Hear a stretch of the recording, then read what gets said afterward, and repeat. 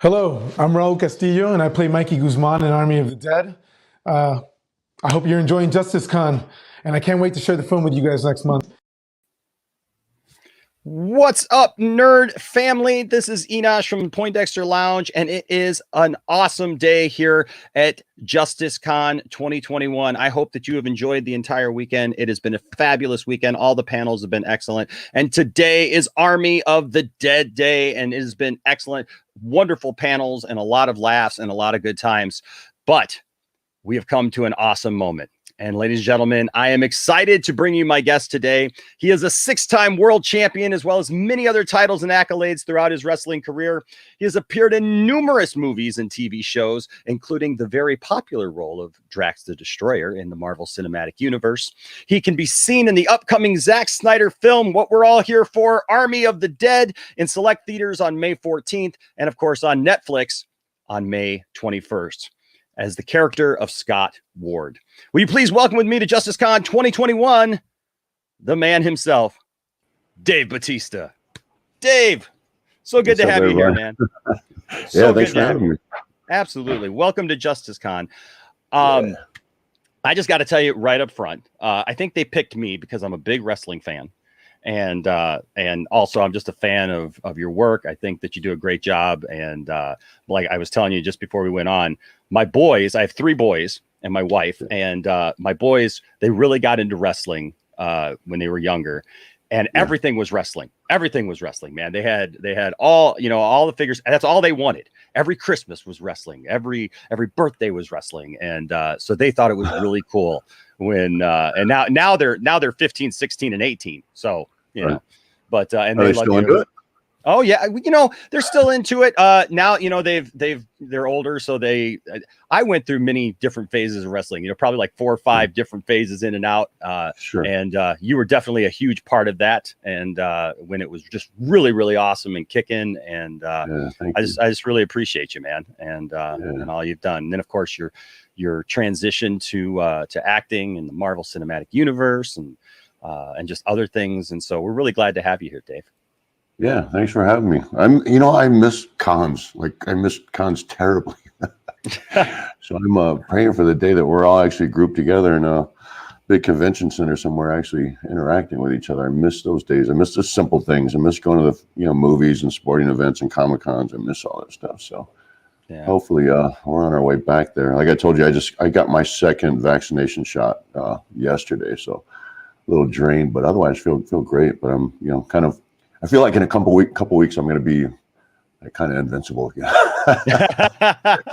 so and it's still, I'll be cautious and I'll be respectful and responsible, but at the same time, there's a huge weight lifted off my shoulders, and I hope that we're heading, we're turning a huge corner and headed back to, like I said, just being all at conventions together and with one another and geeking out over the same stuff. And yeah, me too. Me and my wife got vaccinated, and it's a funny feeling, isn't it? Because you're kind of in that midway point, but Well, we hope that you get pumped back up and are ready to take on the world again. Drop some Bautista bombs on everybody.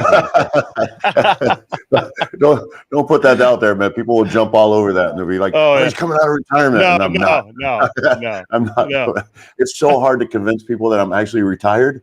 You have no idea how tough that discussion is. Like, really? Because apparently, like when professional wrestlers retire, they don't really retire. They kind of retire, but if the paycheck's big enough or the event's big enough, they come out of retirement. Yeah, and it's just not that way with me. I exited the business in such a storybook way. It's just I could never go back, and I would never take away from it. I am just done, and I really got to finish on my own terms, and nothing is going to bring me back to take away from that. That's awesome, man. That kind of that's a great segue into one of the things I wanted to ask you, because just this last week obviously was WrestleMania, and you were on that stage, man. You did that, and you came from humble beginnings, and you just worked your way up. And can you tell us a little bit about, now that you've transitioned into acting, what is it like? I mean, getting ready for like WrestleMania, being on that big stage in front of thousands of people and looking to that. And then also now being in a position where like you have a big movie coming out, you know, and like, what is the difference? Are there some similarities in the excitement? No. Or no?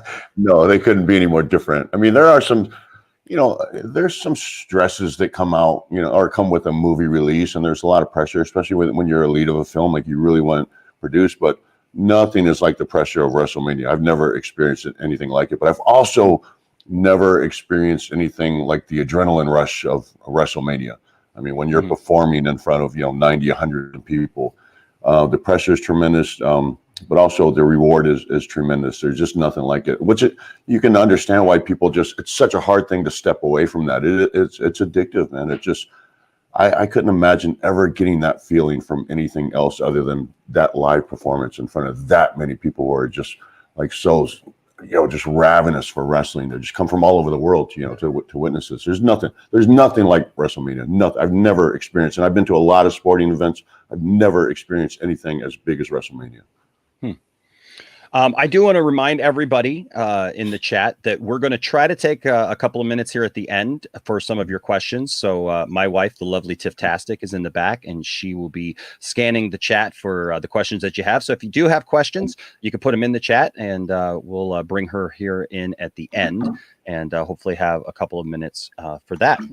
So Dave, to just kind of talk about, before we jump into the movie and the film, just kind of with you, I mean, like I said, kind of knowing your history a little bit, kind of where you came from and everything, and how much your family, really means to you, and some of the things that you've done. I mean, like I said, I'm a family guy. I've got my boys, they motivate me. My wife motivates me to do better and to raise that. Can you tell us a little bit about that side of you and how important your family is to you and those around you that you love? I don't know if I could express it. It's a driving factor. It's a huge driving factor in my life. And sometimes, it's a weird, man. It's kind of it's a weird place to be, because sometimes you feel so driven to be able to support your family and give them a good life that sometimes you neglect your family. It's like a weird place to be. It's hard because I've sacrificed some family time just to be able to give them a comfortable life and make sure that they have a secure future. So it's a tough place to be, but at the same time, I also, like, for me, I just, I come from like a really, like a poor childhood, poor roots. And for me to even make it out of my neighborhood is kind of a special thing. For me to have been able to travel the world and entertain people, and is an incredible thing. It's like, it's a dream, like it's a dream come true. So I think to really understand how much my life means to me now, I think you'd really have to understand where I came from, and where I came from it's not a good place. Not to mean, that when I look back on my childhood, it was horrible and I have horrible memories. I have bad memories, but most of all, I had a great childhood. I had fun. We didn't have anything, but I had fun. I had fun playing in the streets of DC. I love DC. I always it's my home. I'll always consider it my home, no matter where I'm living. But to come from those type of beginnings, where sometimes we didn't even have food, we didn't have food, to be where I'm at now, it's a very surreal thing. And I don't take it for granted. Like, I don't take one day for granted, not 1 minute of life for granted. So, but anyway, that's just kind of who I am. And I think, again, I have to say that for people to really understand where I come from, or where I'm at now, or how much I appreciate it, they really have to understand where I come from. And it wasn't an easy thing for me either, because I had such social issues and learning issues. There were a lot of things for me to overcome other than just chasing down my dreams and making something out of my life. I mean, I was always super socially awkward. I mean, just super like painfully shy and just uncomfortable with people. And then I had learning disabilities in school, and when I was a kid, I mean, I didn't know what the hell dyslexia was. I didn't know what ADD was. I didn't know any of that. I just felt like I was stupid, so I always looked the part. I looked like I'd be a popular kid or fit in, with the crowd, but there was always an insecurity with me, because I always felt like I was just a bit of an outcast, with something I didn't really learn about myself till I was much older.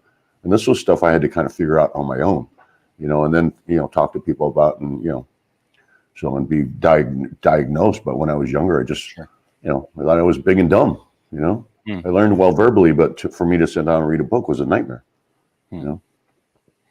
Well, so sorry, I got really no, and that's, and Dave. So what you're going to find about me, man, is like I love when we talk to people. I don't like to go down the normal route of hey, point A, point B. I like to have a conversation with somebody and really get to know them, and I wanted to take that opportunity with you. So I think that's great, because we live in a world nowadays where fortunately some of that is being discovered, but like you said, there's a time where people just they'd get made fun of, they'd get, just kind of neglected and forgotten. And, and I think it's good for people to see somebody like you, that you've applied yourself, you've really pressed yourself and pushed yourself to do the things that you've done, regardless of where you came from. It's weird, man. I am shocked to find out how many people are surprised to find out that I'm really socially awkward. Like, they just can't believe it. They look at me and they would think one thing, and then when they hear me say it, they just can't imagine. But usually when I have discussions with people about it, they really understand, they can see it. And I love being able to relate to people, and let people know that it's just, you can't judge a book by its cover. It's, everybody deals with issues within their own heads. And it's sometimes it's just confronting those issues and being able to own those issues. And that's how I came in touch with it. When WWE used to send me out to do public speaking, to talk to people, to promote our products. And it was just awful for me. It was a nightmare. But I started going into places and telling people right off the bat that this is very uncomfortable for me. I've never been comfortable with public speaking. And as soon as I started owning that, kind of admitting it to people and not trying to hide it, it became much easier. And so sometimes I think you need to kind of admit faults with yourself, or, if you have issues that you're trying to overcome, just admit it and own it and kind of laugh about it and just move on with life, because everybody struggles with something. Absolutely. And that's a great message, man. That's a great message. And I think that rings true for everybody. Like you said, everybody struggles with something, and everybody has, issues. And I mean, just even with us here raising money for AFSP, for suicide prevention, even this weekend. And I want to encourage everybody still, please give. If you're watching and in the chat, you can still donate, hit that donate button. But yeah, everybody struggles with something. And we all just need that encouragement to know that it's okay. Sometimes we just need to know that it's okay, and we're going to be okay, so. So you had this amazing wrestling career. Like you said, you got to go out on your own terms. You got to do what you wanted to do. Did you always want to transition to acting, or was that something that came later? It came much later. And I really, I transitioned into acting, really because, it's kind of a funny story, but I actually found out how bad of an actor I was, which made me want to transition to acting, because I wanted to pursue it and prove that I could be better at it. But up until that point, I loved wrestling, man. I was obsessed with wrestling. And I had gotten to the point in my career where I was just, I was on top. I was on cruise control. I really felt like I had a grasp and a knowledge of what it was. And I was so comfortable with it.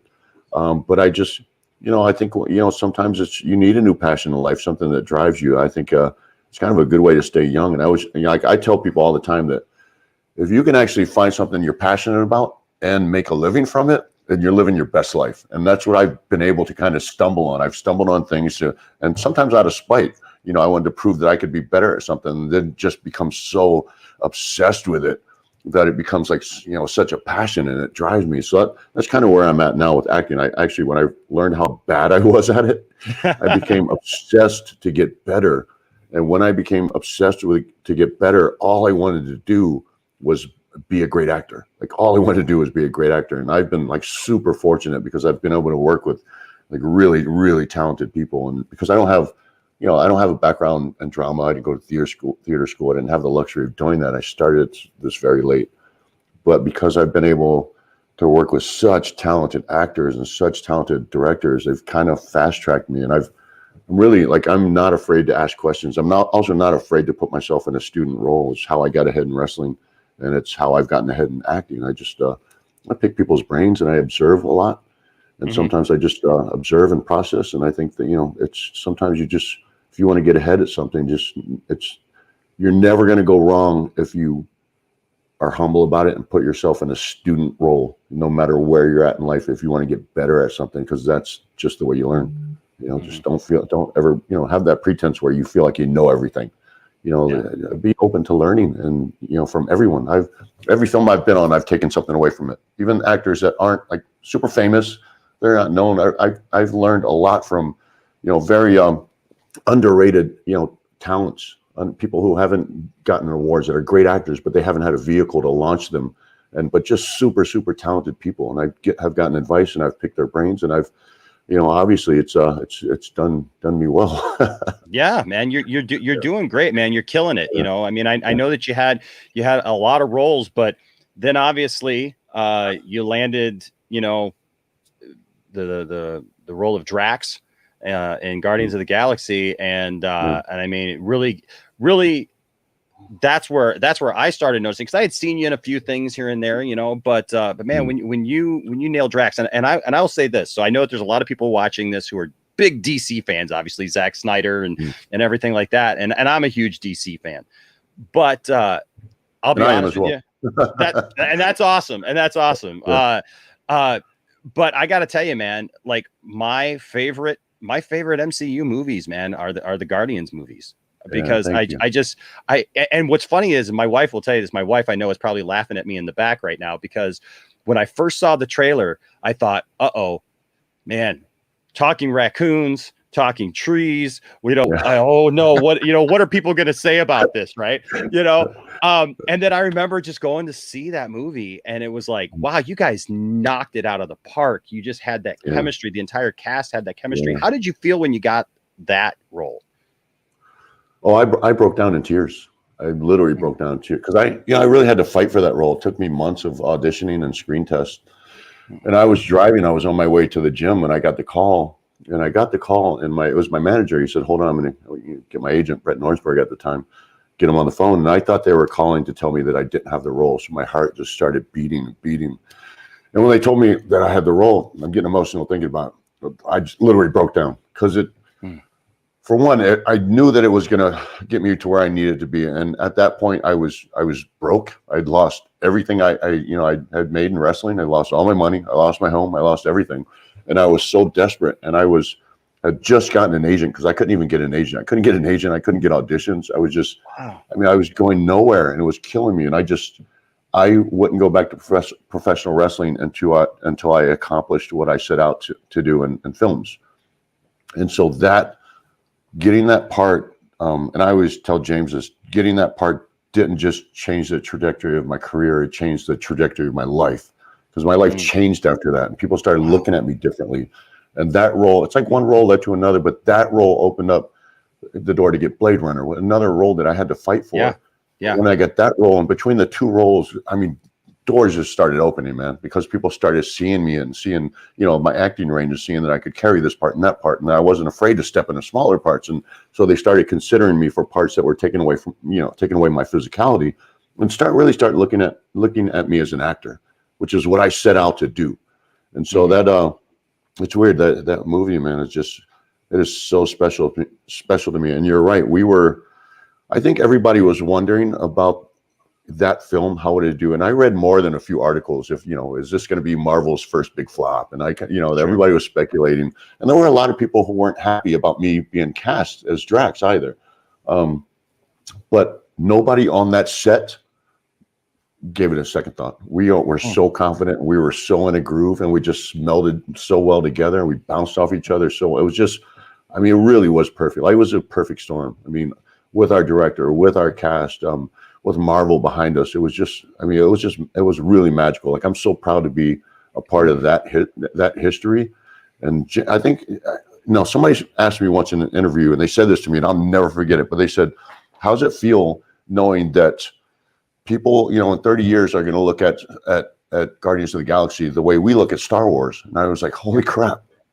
Yeah, I've never thought about that, but that, because when I look, like, Star Wars is very special to me. When I think about being a child and watching it, buying all the toys, like, there's nothing like that magical time. And I hope that people, like kids grow up and feel the same way about Guardians. That was kind of a magical time. I knew I loved you, Dave. I don't know if you can see. I'm in a room surrounded by Star Wars figures, and that's my whole life, man. I got Han Solo rugs out in the hallway, and my wife is pretty awesome, and she's a big fan too. Awesome. So we I got a collection together. I got a little collection as well. Probably not as extensive as yours, but I got like the the original, I think 27 action figures. I got a bunch of like X-wing fighter and landslider. I got all that. Man, I get unpackaged Ewok Village. It's never been open. Like I want to open it so bad it's killing me, but I won't. Right. Right. The Ewok Village is something that has still eluded me. I have found a couple of them and just not been able to pull the trigger on them. So you can come over and stare at my box. I will do that. I will do that, Dave. I will take you up on that offer. I can't bring myself to open it. I hear you. You know, the older I get, there's some things that, because I'm a person that I like to open my stuff and have stuff displayed. And I love for kids to come over because, you know, that was something really important to me because I was raised by my grandmother. And so I didn't have a father figure in my life and stuff. So I love when kids come over and my boys growing up, you know, how they've interacted with this, and we do this as a family and collect as a family and stuff. But the older I get, there's some things that, like you said, you're like, man, this packaging looks amazing, or it's old and it's like, this has never been opened. This is something, this is special. This means something. This is special. Well, that explains a lot of your loyalty. I mean, hearing you talk about that and how much that movie meant to you, I mean, that explains a lot of your reaction then in the last couple of years with you know, James Gunn and everything, and the stance that you took and the rest of the cast. That really means a lot. I mean, so and I think that's something that us as fans of Zack Snyder's work, especially in the last, you know, few years with Justice League and the whole thing, I think we can all kind of see where you're coming from there. But you got this new movie coming out. That's what we're here about today. And thank you to Netflix for all that you've done helping us today and arranging a lot of this and helping us out. But so Dave, what can you tell us about this movie, man, about Army of the Dead? Have you seen it? I have not seen the movie. No, I've seen the trailers. I've seen the trailers. Yeah. But I know that it looks great. I'm originally from Vegas, so so it's really cool to see that setting. I mean, I just literally had my family out there this last year, like right on that corner there, you know, in front of the MGM and stuff, and to see that scene there, it just looks great. Yeah, it's so it is great, and how great is the trailer? I can't stop watching the trailer. It's just it's so well done. It's one of the best trailers I've ever seen. But the film is so great, and it's really it's hard for me to talk about. One, because I don't want to give away spoilers. Sure, but you know, it's kind of been described as a zombie heist, and saying that is such a minute part of the description of this film, because there's so much going on in this film. There's so many layers. There's relationships and backstories, and obviously there's a zombie apocalypse, and there's a heist right in the middle of it. So there's so much going on in this film, and the action is incredible. The drama is also incredible, and also there's just tons of comedic moments in this film, like tons. It's a really funny film as well. So which I think is great, because sometimes when things get like too intense, you just need, which I think is the reason Marvel has really succeeded, is because everything's intense and fast all the time. You get sucked into it, and it just kind of drains you, and it becomes monotonous. And you just need to break it up every once in a while with a laugh. It laughs, you have a laugh, and it changes your mindset, and then you start looking at things differently and relax a little bit, and then they build you up again. So I think I like films that move in waves. They move in waves and have a very strong ending. And I can tell you this movie has I'm obsessed with the ending of this film. I think it has one of the strongest endings of a film I've ever seen. It's just so well done. It's really good, just good old-fashioned storytelling, and it just leaves you wanting more. And I can't even talk about like the actor who's at the end of the film, but his performance is so strong. It's just so interesting. I just love it. And there's also there's a lot of good interaction with characters in this film, and just a lot of really good moments and relationships as well, which was important to me, because when I originally heard about the film, I didn't really have any interest in it. It's not at all. Yeah, because I knew, that's what I heard. It was like kind of a zombie heist, a zombie apocalypse. And I was like, that's not what I'm looking for, especially with Zack, because we had this other project that we had been talking about for years. And it was a really just a beautiful script, and it was a real actor's piece. And I've throughout the years, I've just had this chip on my shoulder to want to prove my worth as an actor. And so I really wanted this acting piece. I wanted a serious acting piece. So I was like, no, I'm just not interested in that. And my agents actually came back to me later and said, just read the script, man. It's not what you think it is. Just read the script. Tell us what you think. And I read it and I was like, wow, this is great. And then I actually had a conversation and talked to Zack about, the characters and the stories and what he wanted to do and why he thought I was right for the film. And I was like, man, I'm not passing up on this because this, for one, it's just a great script. It's a fun film. I knew it was going to be big, but also I just really wanted to work with Zack. I really wanted to work with Zack. I think he's an incredible director and he's like a real artist. And I'm a student of this and I wanted to learn from him and steal stuff from him. And so, yeah, I signed up. No, I'm not, I'm unapologetically a thief. When I don't like, I want to learn from people, but I think that's the best way to kind of learn and honor people. You can see little pieces of other people's work and kind of every great actors or every great artist, their performance or their direction. There's always like a little piece that, they're like paying tribute to someone else, and you always learn from someone else and then add your own artistic view into it. But Zack has an interesting eye, man. He shoots things in a really beautiful visual way. And I noticed that from his films way back. But watching him work was like a different process. You don't see directors carrying around cameras. Like I've never worked with a director who's got a camera and he's on the go. Like this is the first time I've done that. And so watching it is really different than actually, you hear about it as one thing, but when you actually watch it and you witness it and see them work, that's a whole new learning experience, man. I wanted to be in on that. Man, that's awesome to hear that, because one thing that we do hear a lot about Zack is that the people who work with him absolutely love him. They love working with him. And that's really good to hear, like with this, because I know for me, I like kind of what you just said, like I'm not a big zombie movie guy, like I love horror movies. My kids love horror movies. But we actually just watched his movie Dawn of the Dead for the first time. I literally watched it, like a couple of weeks ago, and I loved it. And it got me so stoked for this. And the reason why I went back and watched that was because of the trailer for Army of the Dead, was because it just, I was like, man, it looks like Zack is bringing something different to this genre that is engaging. And I mean, just looking at this, and you got, smart zombies and you got zombie tigers running around, and, He said this in an interview we did together a couple weeks ago, but he described it as deconstructing a genre. And I thought that was such a great way to put this film, because he really is. It's a zombie apocalypse, but there's so much going on. So it's not just that. And so I really think that this is going to hit with people like across the board. And also like, it's a zombie apocalypse film, but it's not over the top gory, and it's not, you're not taking the cheap way out where it's just all about that. We're just focusing on the blood and guts and gore.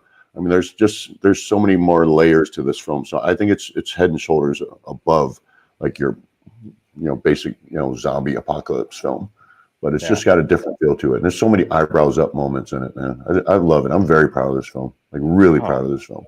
Man, that's so good to hear. And especially a great way to close out or coming to the end of this day of Army of the Dead, and to hear from you that you're really excited about this film. I mean, I know a lot of people say that about when they're talking about films, but I can really hear that this is something that you really appreciate and that you're excited about.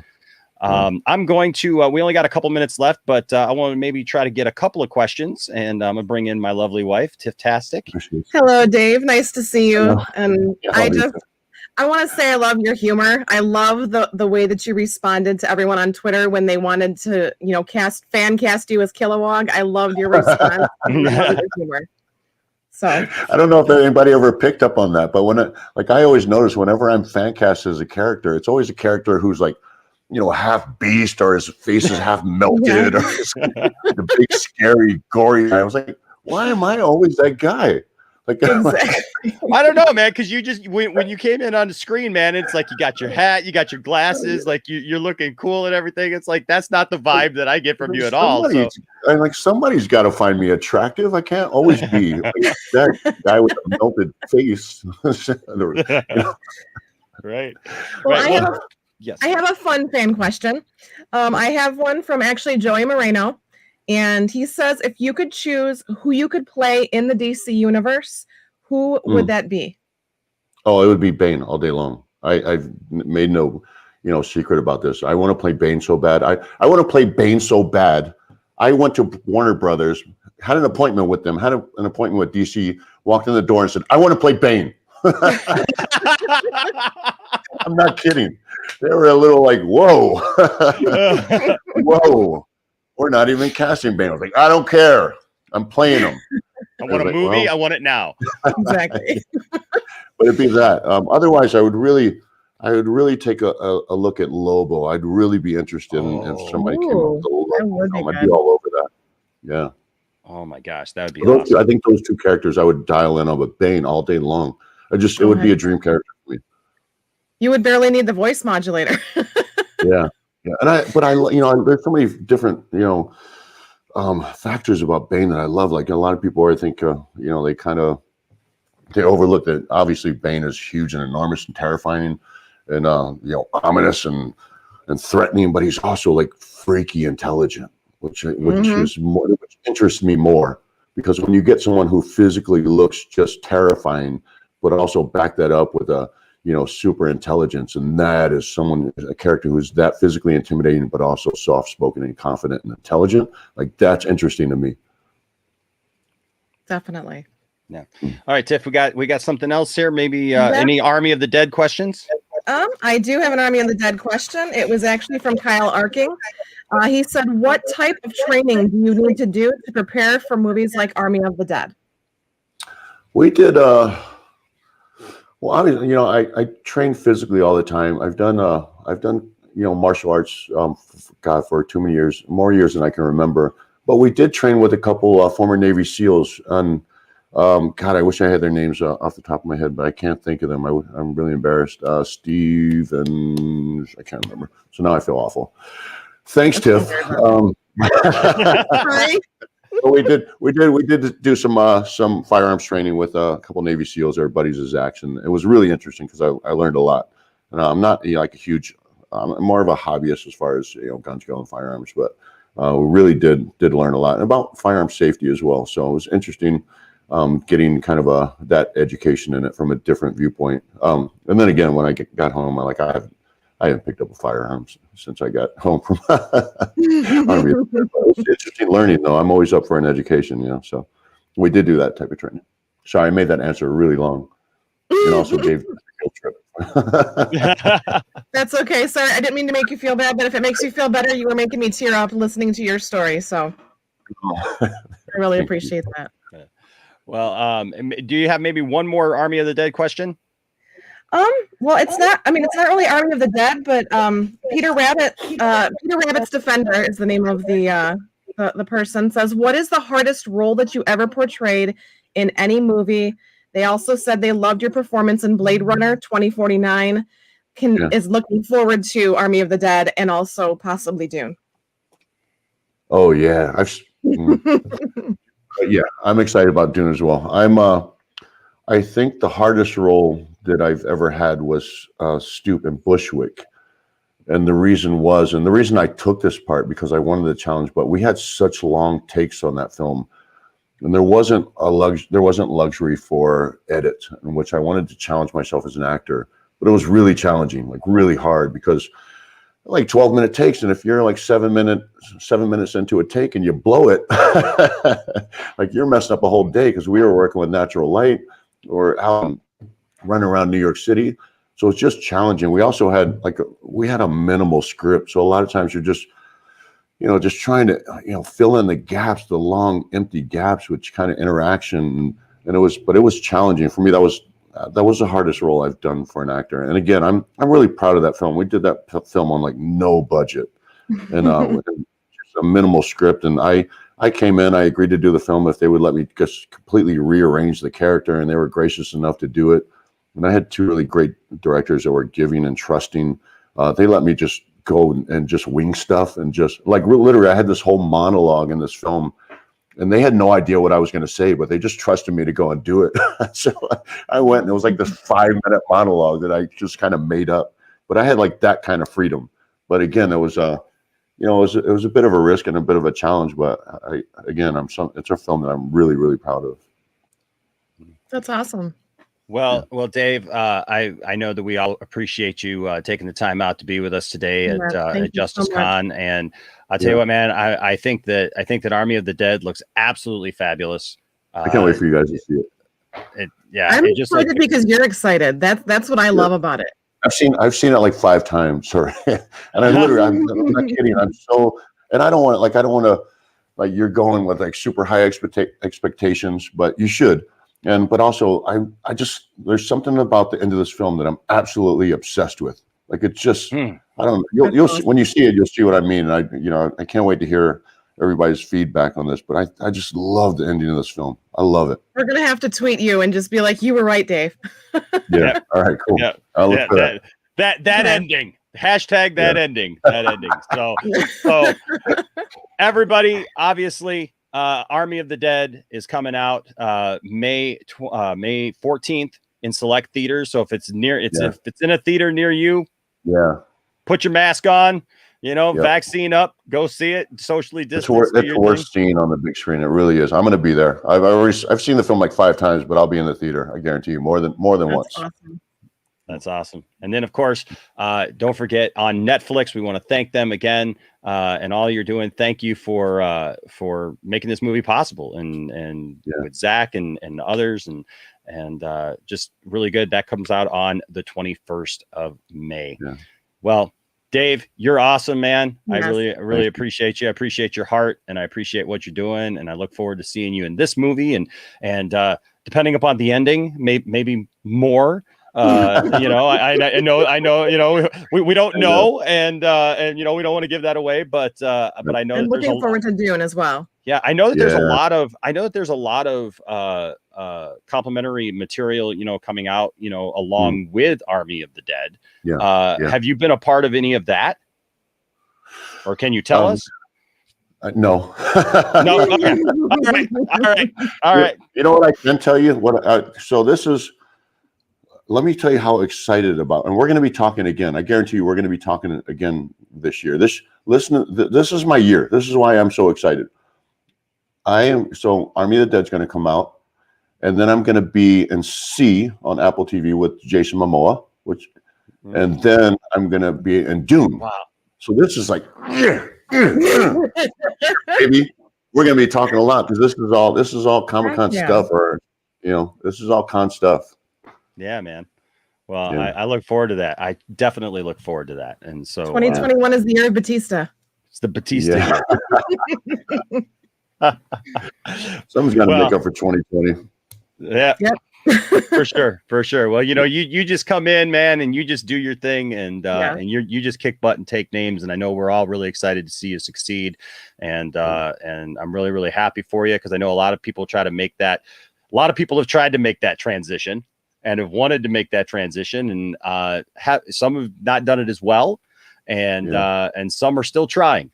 And and I think that you've done a really great job, and I think you've won a lot of people over, and you've proven why you're in the position that you're in, and it's because of you that we're excited, about things like a movie like Army of the Dead, to be able to see you, to see you jumping around in a casino. Man, like shooting zombies in the head and stuff, man, that's fantastic. Especially growing up in Vegas and everything. That's awesome. I keep getting asked, like, how grueling was it to be on this film? And I was like, man, I wish I could say, God, it was awful. I was so beat up and it was horrible and so rough. But I was like, man, I was like in the desert for, a couple months, like enjoying the sun and running around, killing zombies. And then so we shot, some of the casino stuff we shot in Atlantic City. But then, like, I went and it was, I think tail end of the summer, and I was like, I had a house on the beach, and on my days off, I would go to DC and New York and catch a show. This was like, man, I had so much fun on this film. Got to work with Zach, learn a lot from Zach. I made some really close friends on the film. Also, I have to say, Matthias Schweighöfer. Have you guys interviewed him yet? No, I've not. No. This dude, he's going to be a household name in the States, man. He's just brilliant. He plays Dieter. He's just absolutely brilliant. And his interactions with Omari Hardwick in this film were just priceless. But Matthias, I was so blown away with this kid. He's German, so he's not blown up here yet in the States, but I think he will. He's just so talented and he's so interesting. He's such a great performer and such a good human being. So sorry, during interviews, I like to give him praise because I think people need to look out for this kid. He's just money. He's just money. That's this kid. awesome. Mm-hmm. Well, speaking of money, we have raised over $12,500 this weekend so far for the AFSP. So thank you to everyone out there for all you're doing and for supporting the cause. And thank you to everyone who's been a part of Justice Con. We've got some more tonight as we're getting ready to finish out the day with Zack Snyder and his takes on Army of the Dead. I'm looking forward to that. I know everybody else is too. But guys, everyone, a round of applause all over the internet for this man right here. Thank you, Dave, for taking the time out, man, and really being candid with us, candid with us. And I think that it adds a lot of weight to now wanting to see you in more, knowing your heart and knowing where you're coming from. That means a lot to me. And I mean, and it did. I think that it speaks to your loyalty and to people, to your family, to others. And it encourages us to say, hey, that's the kind of guy we want to see succeed. That's the kind of guy, man, we want to see that guy's films. We want to see him do well, and knowing what you've overcome and everything, I think that that's so important. And so we're definitely excited for you. We're pulling for you for more and more. And hey man, just stay cool. You're just cool, man. I love you. All right, guys. Well, hey, thanks to everybody. Justice League 2021. Justice League. Justice Con. Justice Con.